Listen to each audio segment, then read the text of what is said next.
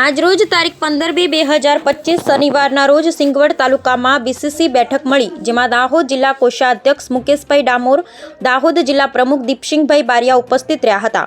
મળતી માહિતી મુજબ સિંગવડ તાલુકા બીસીસીની બેઠક આજરોજ મળી હતી, જેમાં સિંગવડ તાલુકા ભારત આદિવાસી પાર્ટીના તાલુકાના હોદ્દેદારોની વરણી આમરાઈથી કરવામાં આવી હતી, જેમાં ભારત આદિવાસી પાર્ટીના સિંગવડ તાલુકા પ્રમુખ તરીકે પર્વતભાઈ ભાભોરની આમરાઈથી પસંદગી કરવામાં આવી હતી અને સિંગવડ તાલુકાના મહામંત્રી તરીકે રમણભાઈ સંગાડની આમરાઈથી પસંદગી કરવામાં આવી હતી. આવનારા સમયમાં અન્ય હોદ્દેદારોની વરણી પણ ટૂંક સમયમાં પૂર્ણ કરવામાં આવશે એવી માહિતી જિલ્લા કોષાધ્યક્ષ દ્વારા પૂરી પાડવામાં આવી હતી.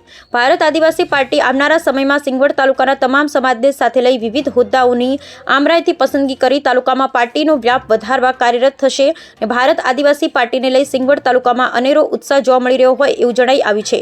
Bureau report Sureshbhai S Makwana. ગઠન કરવામાં આવ્યું અને તેના ભાગરૂપે સિંગવડ તાલુકામાં પણ આજે ભારત આદિવાસી પાર્ટીનું ગઠન કરવામાં આવ્યું અને તેની અંદર પ્રમુખ તરીકે શ્રી પર્વતભાઈને સર્વસંમતિથી નિયુક્ત કરવામાં આવ્યા છે અને રમણભાઈને સિંગવડ તાલુકાના ભારત આદિવાસી પાર્ટીના મહામંત્રી તરીકે નિયુક્ત કરવામાં આવ્યા છે.